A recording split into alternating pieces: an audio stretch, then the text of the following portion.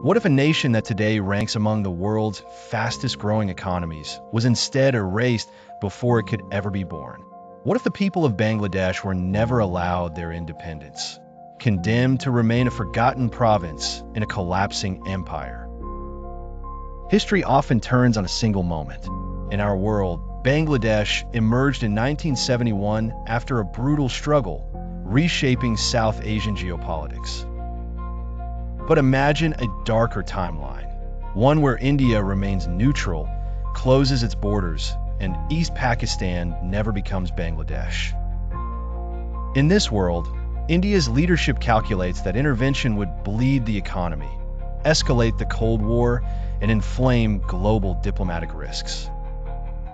Instead of supporting the Mukti Bahini, India seals the border, restricting escape and resistance routes. East Pakistan's liberation movement is immediately isolated. Islamabad, feeling secure, unleashes a severe crackdown. The Mukti Bahini is crushed under the command of Pakistani hardliners, including a harsh military administrator inspired by figures such as Yahya Khan. Urdu is rigidly enforced as the sole national language. Bengali literature, music, even Rabindra Sangeet becomes subversive. Cultural identity is suffocated under a one-nation ideology. With political opposition outlawed, civil liberties in East Pakistan vanish.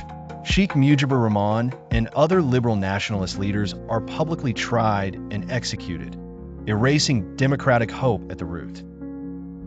Women remain confined by conservative governance, denied the social mobility and workforce participation that would later define real-world Bangladesh. Radical religious militias like the Razakars become extensions of state authority, embedding deep sectarian dominance and fear. Economically, East Pakistan deteriorates rapidly. With distrust growing, India closes port access through Kolkata and blocks transit rights. All maritime shipments must travel the long route via Karachi, multiplying freight costs and crippling trade. The jute economy collapses, industries decay. Wealthy elites flee to the west or the Gulf, leaving a growing underclass trapped in poverty. India refuses to release water from the Farakka and Teesta rivers, severely restricting Bangladesh's access to vital water resources and deepening its economic and humanitarian crises. Refugee crises erupt repeatedly. Hundreds of thousands attempt to flee toward India, but are pushed back to avoid demographic instability and militant infiltration.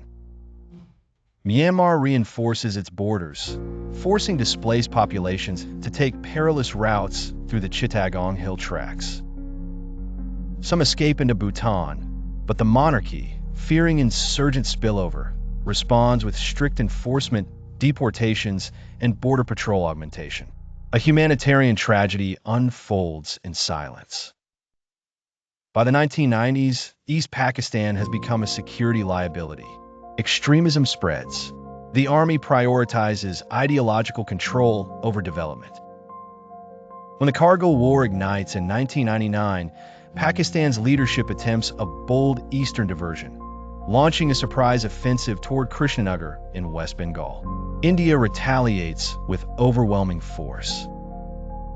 In a swift counterstrike, Indian forces cripple military infrastructure in Khulna and Jessore, demonstrating undisputed regional supremacy. Pakistan suffers heavy losses and learns that the East offers no strategic sanctuary, only vulnerability.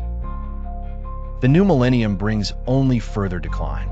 International organizations classify East Pakistan as a failed state, akin to Somalia, marked by famine, militancy, and institutional collapse.